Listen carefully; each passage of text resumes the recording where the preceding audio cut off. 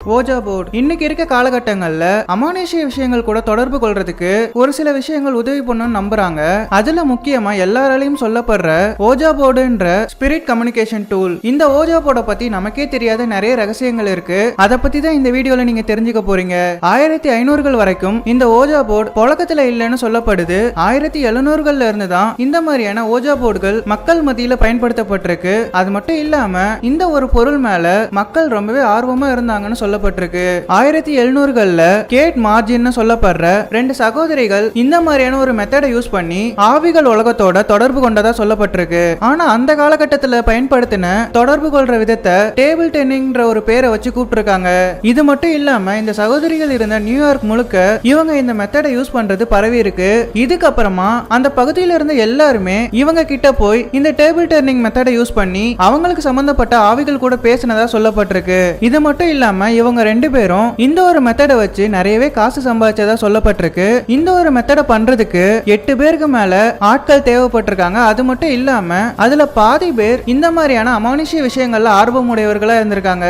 ஆனா இந்த ஒரு விதமானது ரொம்பவே கஷ்டமா இருந்திருக்கு. இந்த ஒரு மெத்தடை யூஸ் பண்ணி பல சமயங்கள்ல ஆவிகள் கூட தொடர்பு கொள்ள முடியாத நிலைமை ஏற்பட்டதாகவும் சொல்லப்பட்டிருக்கு. இதுக்கப்புறமா 1850கள்ல பிளான் ஷேக்ன்ற ஒரு மெத்தட் கொண்டு வரப்பட்டுச்சு. இந்த ஒரு மெத்தட்ல ஒரு இதய மாதிரி ஷேப்ல இருக்க போர்டையும் ஒரு பென்சில் போர்டையும் பயன்படுத்தி இருப்பாங்க. இந்த ஒரு முறையானது ரொம்பவே சுலபமா இருந்திருக்கு.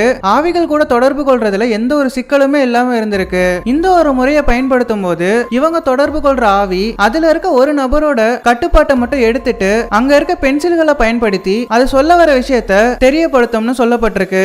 இதுக்கப்புறமா கொஞ்ச காலங்கள் கழிச்சு இதையே டெவலப் பண்ணி ஓஜா போர்டுன்ற பெயரால இந்த ஒரு விஷயத்த பண்ணிருக்காங்க.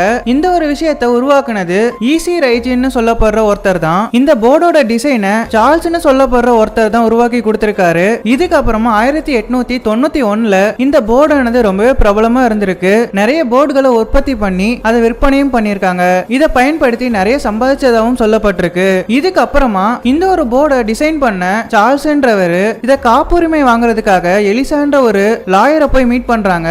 அந்த லாயரும் நீங்க இதுக்கு காப்புரிமை வாங்கணும்னா இந்த போர்டுக்கு ஒரு தனிப்பட்ட பேர் இருக்கணும்னு சொல்லியிருக்காங்க. இதுக்கப்புறமா அவரு அந்த போர்டு மூலமா நிறைய ஆவிகளை தொடர்பு கொண்டு என்ன பேர் வைக்கலாம்னு கேட்டிருக்காராம். அதுக்கு அந்த ஆவிகளும் ஓஜான்ற பேரை சொன்னதாவும் இதுக்கு என்ன அர்த்தம்னு கேட்டதுக்கு நல்லதே நடக்கும்ன்றது தான் இந்த பேருக்கான அர்த்தம்னு சொன்னதா சொல்லப்பட்டிருக்கு. இந்த ஓஜா போர்டுக்கான காப்புரிமை இன்னைக்கு வரைக்கும் இருக்கிறதாவும் ஆனா அந்த ஓஜா போர்டை எப்படி பயன்படுத்தணும்ன்ற செயல்முறை தெளிவா சொல்லப்படலனும் சொல்லியிருக்காங்க. இது மட்டும் இல்லாம இந்த ஓஜா போர்டு இதுக்கப்புறமா நிறைய உற்பத்தி ஆயிருக்கு. அது மட்டும் இல்லாம அந்த எல்லா ஓஜா போர்டும் நல்லா விற்கவும் செஞ்சிருக்கு. இதனால இந்த ஓஜா போர்டோட போட்டி கம்பெனிகள் இதே மாதிரி நகல் எடுத்து நிறைய போர்டுகளை விற்பனை பண்ணிருக்காங்க.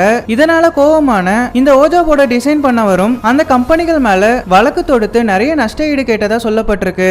இது மட்டும் இல்லாம இந்த ஓஜா போர்டை பயன்படுத்த நிறைய விதிமுறைகள் இருக்கிறதா சொல்லப்பட்டிருக்கு. இந்த ஓஜா போர்டை பயன்படுத்துறதுக்கு குறைஞ்சபட்சம் 2 பேராச்சும் இருக்கணும்னு சொல்லப்பட்டிருக்கு. அது மட்டும் இல்லாம இந்த ஓஜா போர்டை பயன்படுத்தும் போது பாலைவனம் மாதிரி வெட்ட வெளியே இருக்கக்கூடாதுன்னு சொல்லப்பட்டிருக்கு. அது மட்டும் இல்லாம இந்த ஓஜா போர்டை பயன்படுத்தி பாதிலே எந்திரிச்சு போயிட்டாங்கன்னா அவங்களோட உயிரிழப்பு கண்டிப்பா ஏற்படும்னு சொல்லப்பட்டிருக்கு.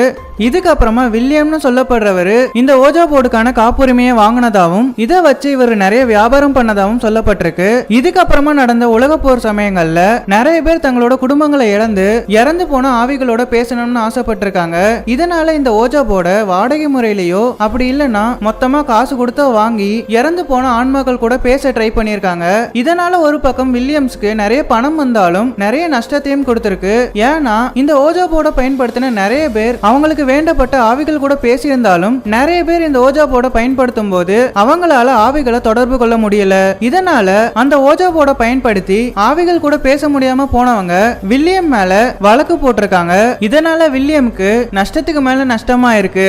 இதுக்கப்புறமா அரசாங்கம் இந்த ஓஜா போர்டுக்கான காப்புரிமையை பறிமுதல் பண்ணதா சொல்லப்பட்டிருக்கு. இதுல இன்னொரு கதையும் சொல்லப்பட்டிருக்கு. அரசாங்கம் இந்த காப்புரிமையை பறிமுதல் பண்றதுக்கு முன்னாடியே வில்லியம்ஸ் வேற ஒருத்தர் கிட்ட இந்த காப்புரிமையை வித்துட்டதா சொல்லப்பட்டிருக்கு. உங்களுக்கு என்ன தோணுது? நீங்க இந்த ஓஜா போர்டை பத்தி என்ன நினைக்கிறீங்கன்றத மறக்காம கமெண்ட் பாக்ஸ்ல சொல்லிடுங்க. உங்களுக்கு இந்த வீடியோ பிடிச்சிருக்கும்னு நினைக்கிறேன். பிடிச்சிருந்தா மறக்காம லைக் பண்ணிடுங்க. நம்ம சேனலை சப்ஸ்கிரைப் பண்ணனா சப்ஸ்கிரைப் பண்ணி பக்கத்துல இருக்க பெல் ஐகானை கிளிக் பண்ணி வச்சுக்கோங்க.